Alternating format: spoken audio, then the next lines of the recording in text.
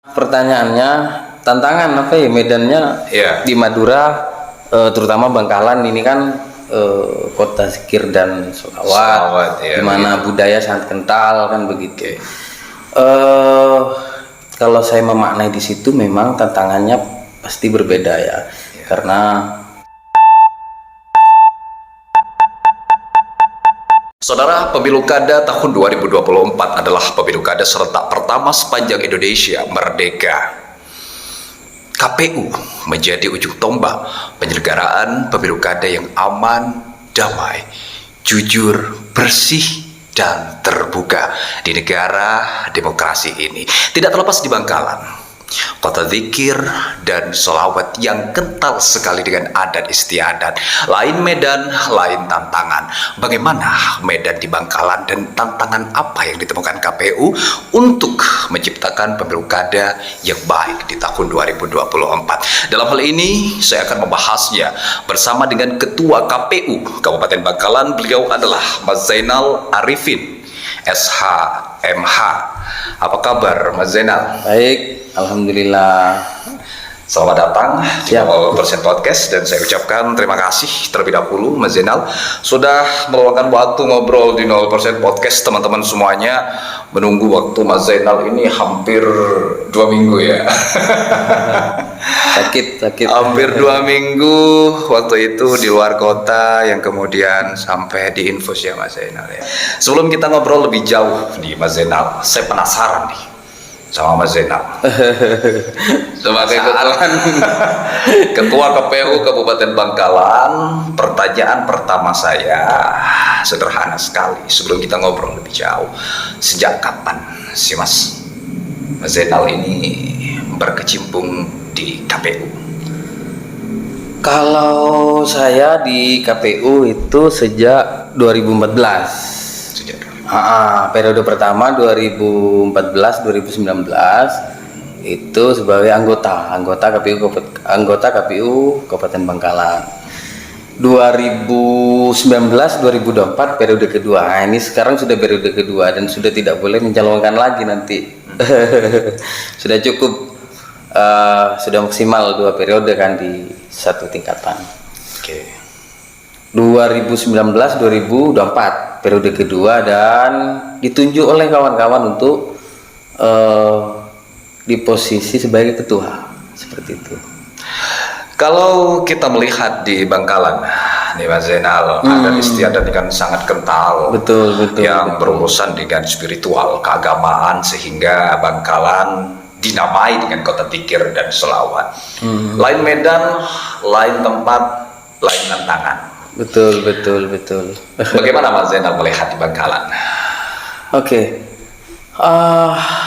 Pemilu serentak 2024, pemilu dan pilkada serentak 2024. Kita tahu bahwa di bulan April, 14 April 2024 kita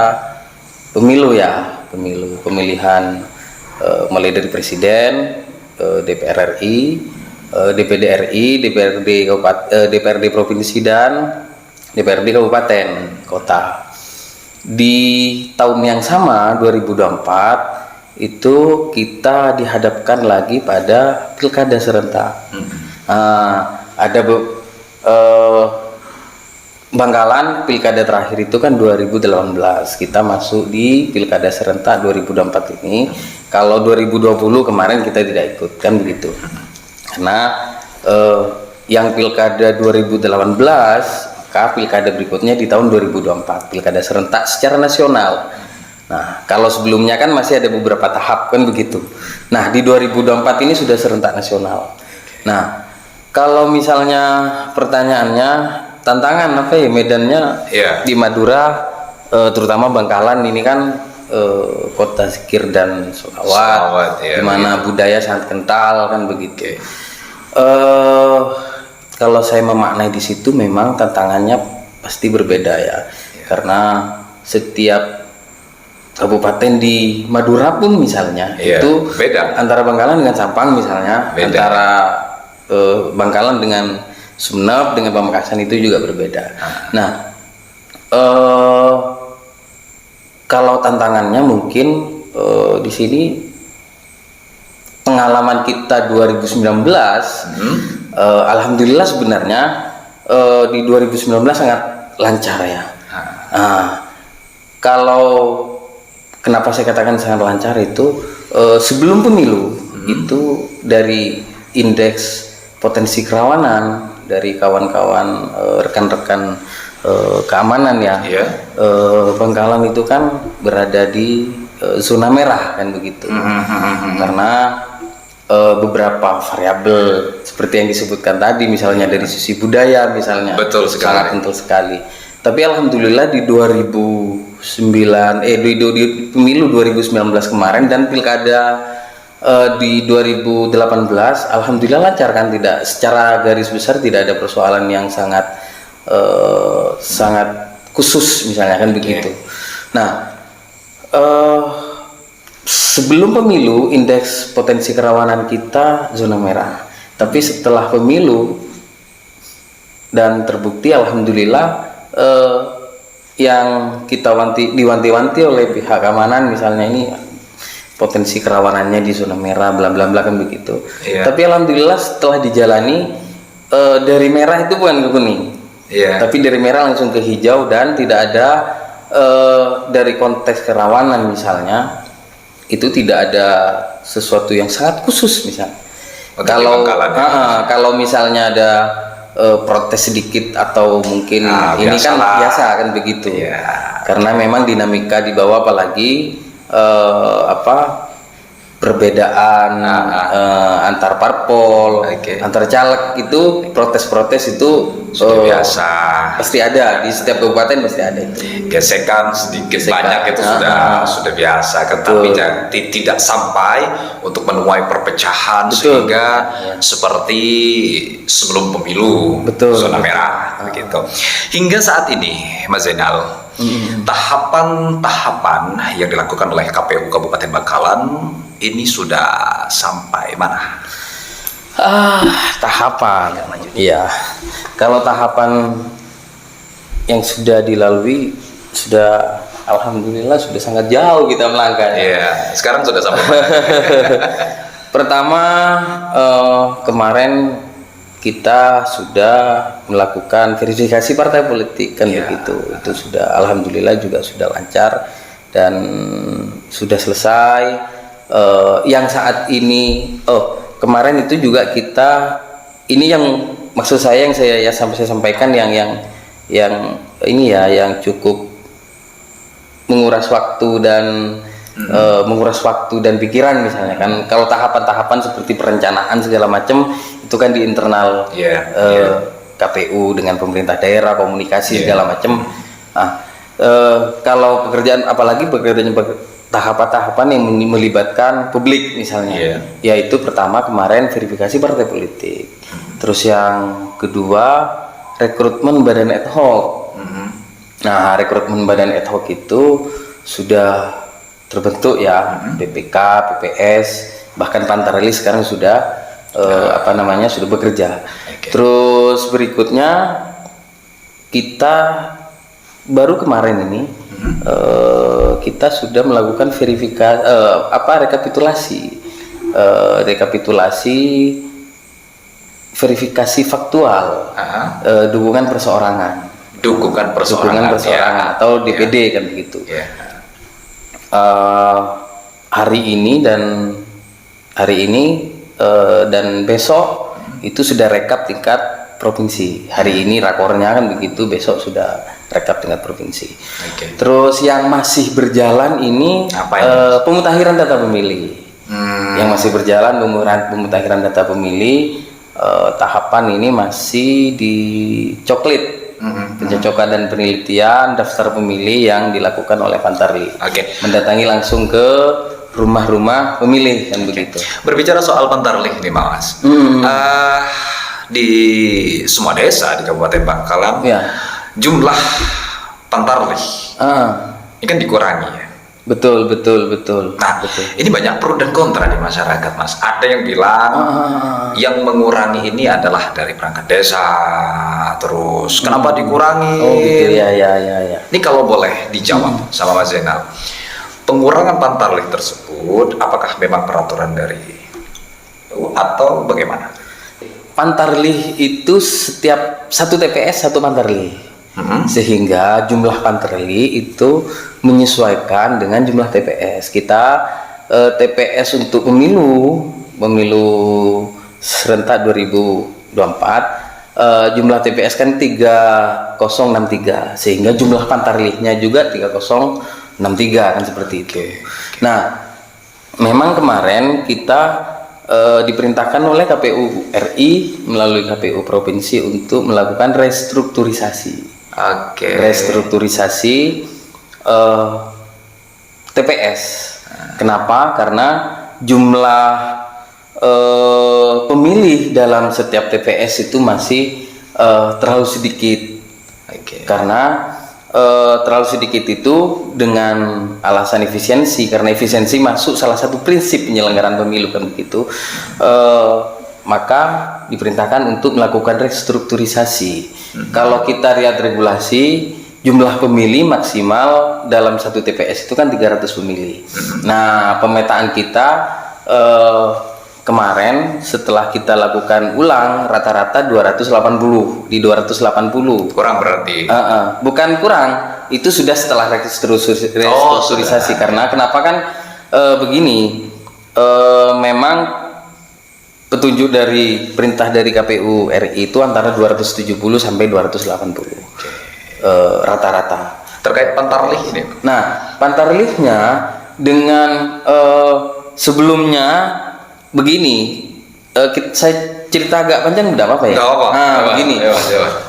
Kita tahu bahwa jumlah biar tidak terjadi kontra di masyarakat. Begini, jumlah DPT kita ya, DPT kita di angka 866.000 kan begitu. Di pemilu 2019. Oh, 2019. Terus kemudian dari sisi perencanaan kita melakukan proyeksi kenaikan DPT 1% per tahun, sehingga 5% dari pemilu terakhir. Proyeksi kenaikan DPT. Ternyata setelah DP 4 yang dikeluarkan oleh Kementerian Dalam Negeri dan diserahkan ke KPU RI, terus diserahkan ke kita dan dilakukan sinkronisasi dengan DPB yang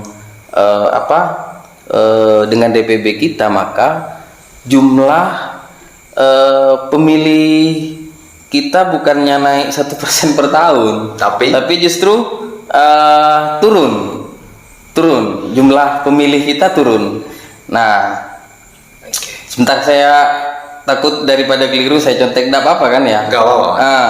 Dari proyeksi kita 1% per tahun itu 5% selama 5 tahun, maka justru daftar pemilih kita turun menjadi 819.989 atau 819.989.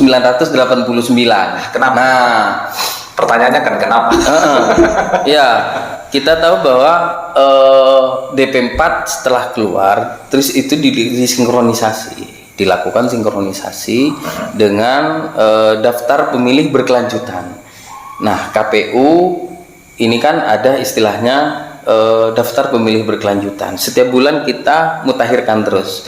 Nah, DP 4 yang keluar dari Kementerian Dalam Negeri disinkronisasi dengan DPB kita terakhir itu turun menjadi 819.989 itu tadi, sehingga yang seharusnya proyeksi kita jumlah TPS naik, maka jumlah TPS turun.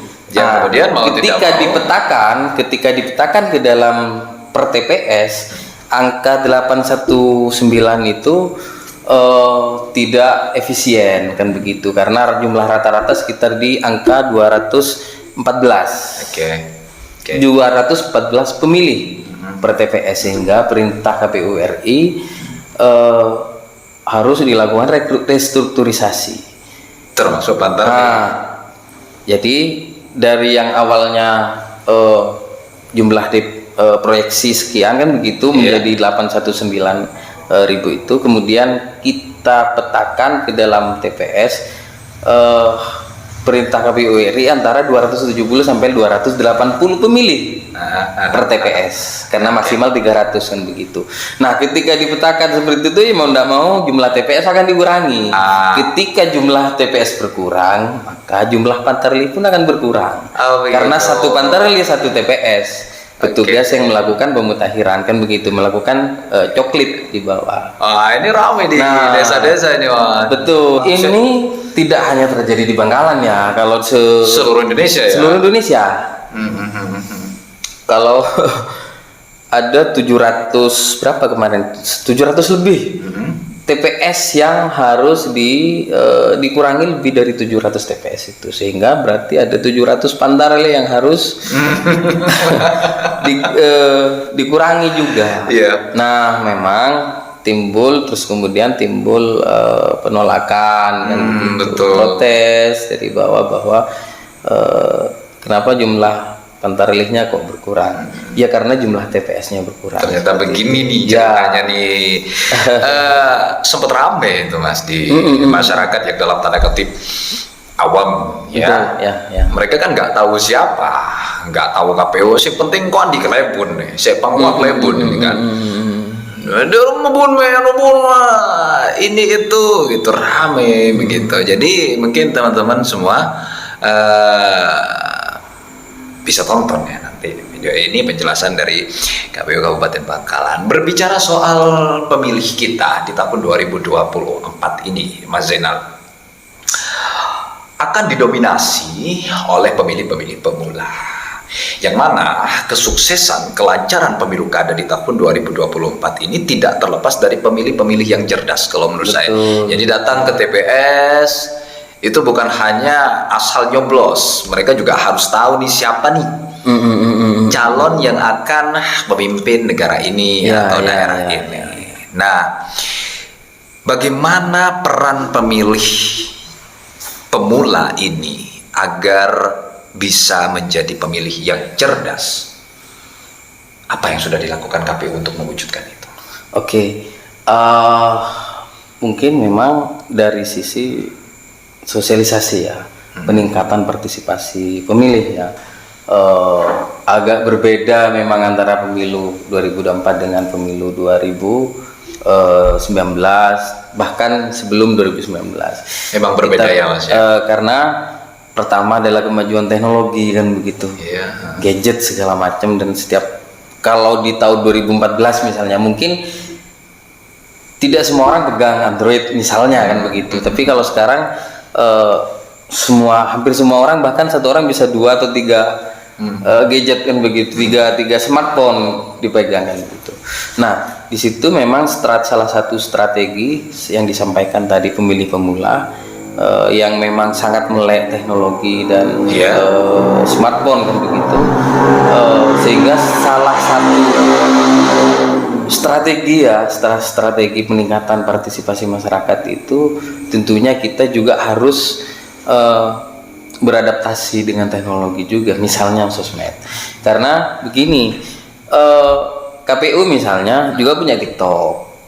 Nah, ada KPU Bangkalan aktif, sering upload, sering posting uploadan kita, walaupun tidak joget-joget kan begitu, walaupun tidak lip sync misalnya. Tapi kasih yang seru-seru itu dong. Harapan kita ya memang edukasi kan begitu. Ya edukasinya sambil yang seru-seru gitu, jangan vakum-vakum lah. Ada juga Instagram. Kita juga punya channel YouTube, kita juga punya Twitter, kita juga punya Facebook. Maaf ya sambil batuk. Siap. Kita juga punya Facebook. Di situ kalau pemilih di luar pemilih pemula mungkin kan sudah paham misalnya, setiap 5 tahun ada pemilu kan begitu. Kalau pemilih pemula ini kan pemilih yang baru masuk sekarang kan begitu. Iya. Masuk dalam daftar pemilih, baru tahu bahwa ada pemilu misalnya kan begitu. Dan ini dari sisi usia adalah yang melek Digital. smartphone digital. sehingga salah satu strategi yang memang diperintahkan ya oleh KPU RI dan KPU provinsi bahwa kita harus beradaptasi dengan teknologi dan informasi kan begitu. Selain sosialisasi itu Mas Edi, apakah ada program-program khusus untuk bagaimana bisa masuk dan memberikan pemahaman yang baik untuk pemilih-pemilih pemula ini? Kita karena ini yang kita bahas adalah pemilih pemula ya, kita ada namanya Gustu Kampus kan begitu. Oh, dari KPU? Ya, kita datang ke kampus, kita lakukan sosialisasi tatap muka. Bisa kita juga bekerja sama misalnya dengan beberapa kampus di Bangkalan, salah satunya UTM, STKIPIK itu sudah komitmen. Bahkan misalnya kita masuk ke mata kuliah misalnya. Iya. Misalnya saya sudah beberapa kali ngisi ya walaupun bukan dosen itu kan. Dosen dadakan. Bukan dosen dadakan itu kan ngisi di perkuliahan kan begitu. Materi yang ya walaupun bukan materi pemilu tapi masih ada kaitannya, misalnya fakultas hukum misalnya kan begitu, kaitan dengan hukum pemilu dan lain-lain kan begitu. Kita juga masuk di situ. Selain itu juga ada Ghost to School SMA. Ke SMA kita juga sering, ada beberapa kali bahkan misalnya kita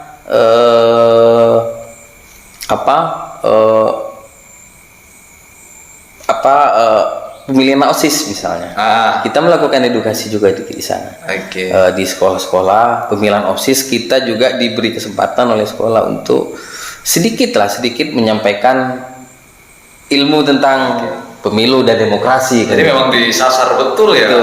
Kemarin kita di tahun 2021 sudah bekerja sama dengan 5 pondok pesantren dan sekolah juga menengah aliyah ya. Aliyah ya, kalau di pesantren aliyah. Tapi yang swasta kemarin ada 5 pondok pesantren dan madrasah aliyah terkait dengan peningkatan partisipasi pemilih seperti itu. Aduh, masuk pesantren juga. Betul. Ya.